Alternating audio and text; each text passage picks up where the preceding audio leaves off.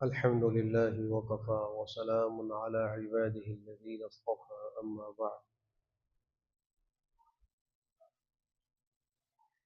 فعن البراء بن عازب رضي الله عنه قال: أمرنا رسول الله صلى الله عليه وسلم بسبع: بعيادة المريض واتباع الجنائز وتشميت العاطس ونصر الضعيف وعون المظلوم وإفشاء السلام وإبرار المحسن، ونهى عن الشرب في الفضة، ونهانا عن تختم الذهب وعن ركوب المياسر وعن لبس الحرير والديباج والقسي والاستبرق. رواه البخاری.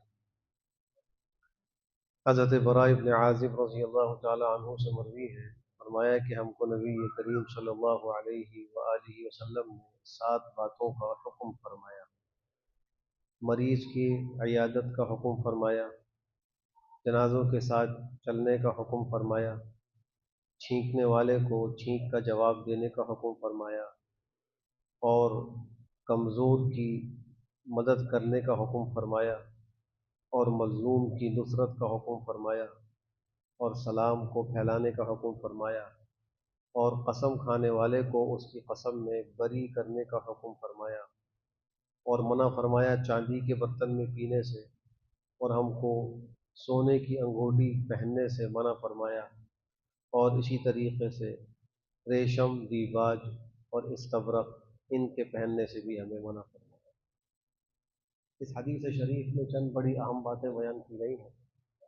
جو پہلی 7 باتیں ہیں وہ تو عام مسلمانوں کے حقوق سے متعلق ہیں، اور ہر مسلمان چاہے وہ قرابت دار ہو یا قرابت دار نہ ہو، ان حقوق کو ادا کرنا اس کی اسلامی ذمہ داری ہے۔ ان میں پہلا حق ہے مریض کی عیادت۔ جب بھی کسی مسلمان کی بیماری کی اطلاع ملے تو اس کی عیادت کرنا اس کا حق ہے۔ حدیث شریف کی روح سے جو شخص صبح کے وقت کسی مریض کی عیادت کرتا ہے تو شام تک 70,000 فرشتے اس کے لیے مغفرت کی دعا کرتے ہیں، اور جو شام کو کسی مریض کی عیادت کرتا ہے تو صبح تک 70,000 فرشتے اس کے لیے دعائیں مغفرت کرتے ہیں۔ اسی لیے علماء فرماتے ہیں کہ گرمیوں کے دنوں میں صبح کے وقت میں عیادت کی جائے اور سردیوں میں رات کے وقت کی جائے، تو چونکہ گرمیوں میں دن لمبے ہوتے ہیں اور سردیوں میں راتیں لمبی ہوتی ہیں، تو ایک لمبے وقت تک فرشتوں کی اس کو دعائیں ملتی رہیں۔ دوسری بات فرمائی کہ جنازوں کے ساتھ چلنا۔ حدیث شریف کی روح سے اگر کوئی آدمی کسی مسلمان کے جنازے میں شریک ہو تو اس کو 1 قیرات ثواب ملتا ہے، اور اگر وہ قبرستان تک شریک ہو تو اس کو 2 قیرات ثواب ملتا ہے، اور 1 قیرات احد پہاڑ کے برابر سفر کرنے کا۔ حضرت عبداللہ ابن عمر کو جب یہ روایت معلوم ہوئی تھی تو انہوں نے اس موقع پہ فرمایا تھا: لقد فرطنا قرارین کثیرا، ہم نے تو بہت سے قیرات ضائع کر دی۔ ہمیں پہلے معلوم ہوتا ہم تو ہر جنازے میں شریک ہوتے اور ہر میت کے ساتھ قبرستان تک جانے کی کوشش کرتے، اور ہم 2 قیرات ثواب حاصل کر لیتے۔ تو اصل جن کو آخرت کی فکر زیادہ ہوتی ہے تو وہ ثواب کے حصول میں بھی بہت زیادہ حریص ہوتے ہیں، کوشش کرتے ہیں کہیں سے بھی ہمیں کوئی ثواب ملے، کیونکہ ان کو پکا یقین ہوتا ہے کہ اللہ کے سامنے پیش ہوگا، اعمال کا حساب و کتاب دے۔ پھر فرمایا کہ چھینکنے والے کو جواب دینا۔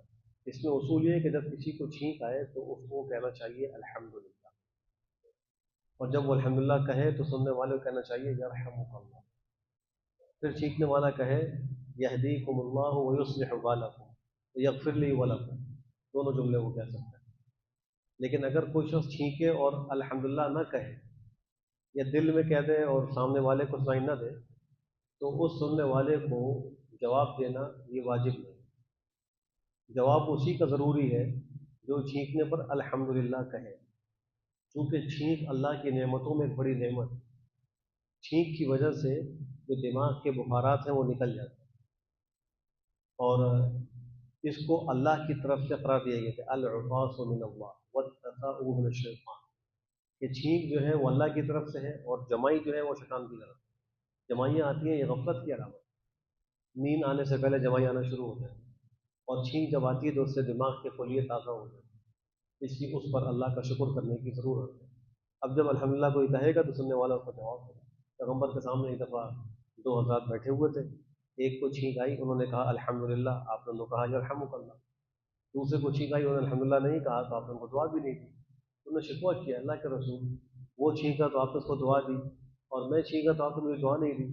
فرمایا کہ اس نے کہا تھا الحمدللہ اور تم نے نہیں کہا، تو جو کہے گا ہم اس کو جواب دیں گے۔ یہ آداب ہے زندگی کے۔ بہت سے مسلمان ان سے بھی ناواقف ہوتے جا رہے ہیں، چھینکنے پر وہ چھینک کی جو دعائیں وہی نہیں کہتے الحمدللہ، اور سننے والا اس کو جواب نہیں دیتا۔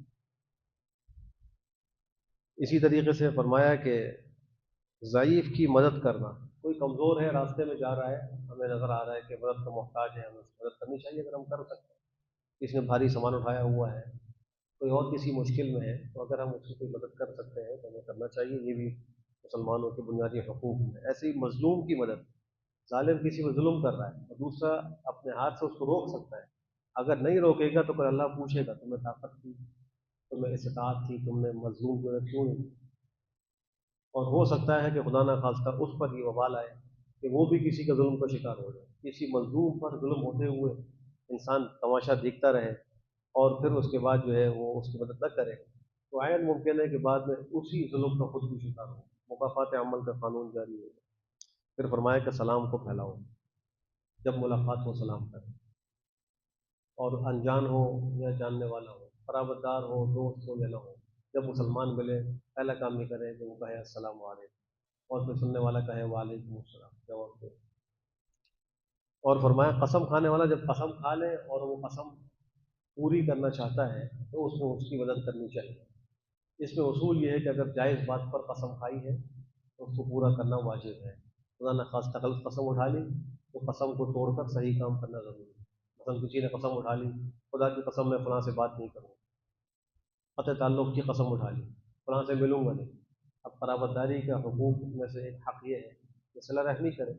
اگر وہ قسم اٹھا کر اس سے اپنے آپ کو بدل ذمہ کر لے، حکم اس کو یہ ہے کہ قسم توڑ کر صلہ رحمی کر کے اپنی قسم کو کفارہ دے۔ اور چاندی کے برتنوں میں پینے سے منع فرمایا۔ سونے کے برتن بھی شامل ہیں اسی میں، اور چاندی کے برتن بھی، بہت سے لوگ اس میں احتیاط نہیں کرتے۔ چاندی کی مرد صرف انگوٹھی استعمال کر سکتا ہے، وہ بھی 4.5 ماشے تک۔ اس کے علاوہ چاندی کی چین اگر وہ پہن رہا ہے یا کڑا پہن رہا ہے، یا وہ سونے کی چین پہن رہا ہے مرد ہو کر، اس میں ناجائز اور حرام۔ کتنے مسلمان آج سونے کی انگوٹھیاں پہنتے ہیں، نوجوان کتنے ہیں کہ گلوں میں ان کی چاندی کی چینیں ہوتی ہیں، تو یہ ناجائز ہے۔ اور فرمایا کہ سونے کی انگوٹھی مت پہنو، اور فرمایا کہ ریشم کا لباس نہ پہنو۔ عورتیں تو پہن سکتی ہیں، سونا بھی عورتیں استعمال کر سکتی ہیں، چاندی بھی استعمال کر سکتی ہیں، لیکن مرد نہ سونا استعمال کر سکتا ہے نہ چاندی، 4.5 ماشے سے زیادہ صرف انگوٹھی، انگوٹھی کے علاوہ کسی اور زیور میں نہیں۔ اور اسی طریقے سے ریشم وہ بھی مرد استعمال نہیں کر سکتا، عورتیں استعمال کر سکتی۔ اللہ ان تمام ہدایات پر ہم سب کو عمل کی توفیق دے۔ الحمد للہ۔